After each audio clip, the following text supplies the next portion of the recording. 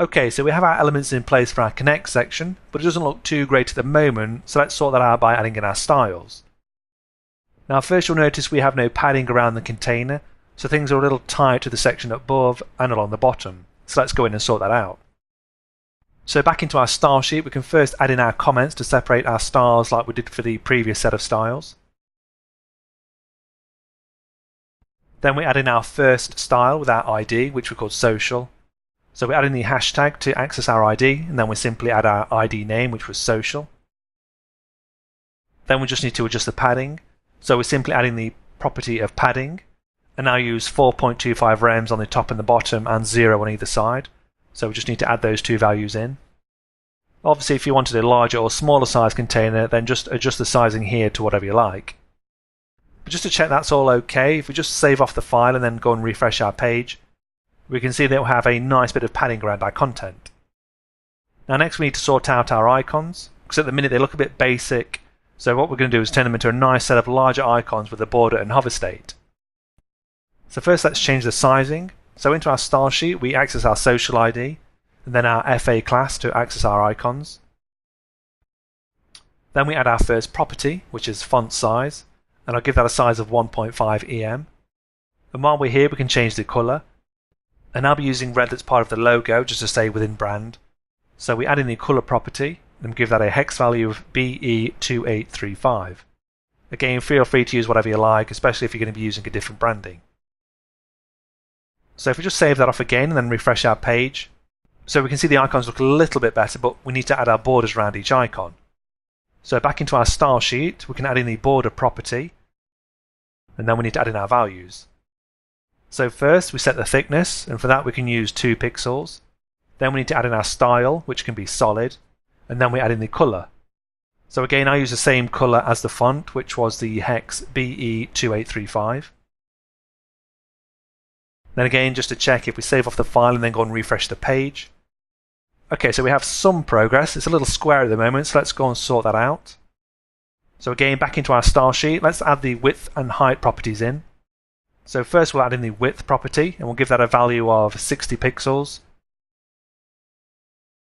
And then we add in the height property, and again we'll use 60 pixels so they're nice and square. And while we're here, we can actually add the border radius. So let's add the property in. Then we can try an initial value first of say 30%, just to see what that looks like. So again, if we just save off the file and then head over to our page and refresh. Okay, so that's a little better. Our borders are in position and they have the nice rounded edges. Next we just need to sort out the icons. Okay, so back into our style sheet, what we need to do is centrally align the text within their columns. So staying within the style, we can simply use the text align property and give that a value of center. So that will align them centrally. Now we just need to add padding to shift them down so they look centrally within their borders. So we can add in the padding property, and we can give that a value of around 30% padding on top and bottom and 0 on either side. Okay, so if we just save that off and then head over to our page and refresh, we can actually see we have a nice looking set of icons. Now I just want to add a margin to the top, just so it shifts the whole set of icons down slightly as they are nearer to the top than I would like. So back into the style sheet, we add in a margin top property, and we'll give that a value of say 10 pixels just to nudge it down slightly. And again, feel free to play with the values here if you need to. So again, if you just save that off and then refresh the page, we can see that the icons are positioned nicely. Okay, so at the minute if we hover over the icons, they don't really do much, they're very static. So it would be good if we can add our hover states and our transitions similar to how we did with our button in the header. So in our styles, let's first add our hover states. So we add a new style with our social ID, then our FA class, and here we have to apply the hover action to the style. Okay, so first let's change the colour. So we want these icons to effectively invert their colours. So we're adding the colour property, and we'll give that a value of white. So that will effectively change the font colour.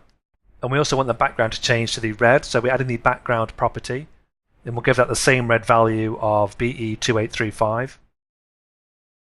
Okay, so if we just save that just to check that our hover state is working okay, then we just go and refresh our page, we can see that we have a nice colour switch going on with our icons, but next we just need to add in our transitions. So in our initial FA class, we can add in the transition property, And again, we add it to all properties. Then we add in our time, so I'll try 0.4 seconds on this one. Then finally, we're adding the timing function of ease in out. Okay, so again, if we just save that off and refresh our page, we can see we have this nice hover effect that's added to the icons, and that makes it more interactive for the user. Okay, so that's actually our larger screen sorted. And if we just shrink the page down to see the smaller devices, we can see that all the content is aligned left again. So what we can do is go into our media queries and sort that out. So back into our style sheet and into our media queries, we can add our social ID under the header styles we added in earlier. And we want to align the text centrally, so we're simply adding the text align property and give that a value of center. So again, if we just check that by saving off and then go and refresh our page, we can see that the text is looking nice and centrally aligned, but we have an issue with the horizontal rule, but that's nice and easy to sort out. So back into our media queries, if we again access our social ID, and we want to access the HR tag, so we add that in. Now we want to add a margin to the line, so we add in the margin property. Now I want to add a slight margin above and below just to space things out a little, so 8% should be enough. Now on either side we want to set the value to auto, and if you remember, that basically automatically fills in the space either side of the line so that it's equal on either side, and that means that the line will shift to the middle. And that's a really simple way to align things such as images or horizontal rules centrally in your containers. So if we save that off and again refresh our page, we can see our Connect section looks really nice on the larger and smaller screens. And as that section is complete, we'll actually move on to adding a Who We Are section, and we'll do that within the next lecture.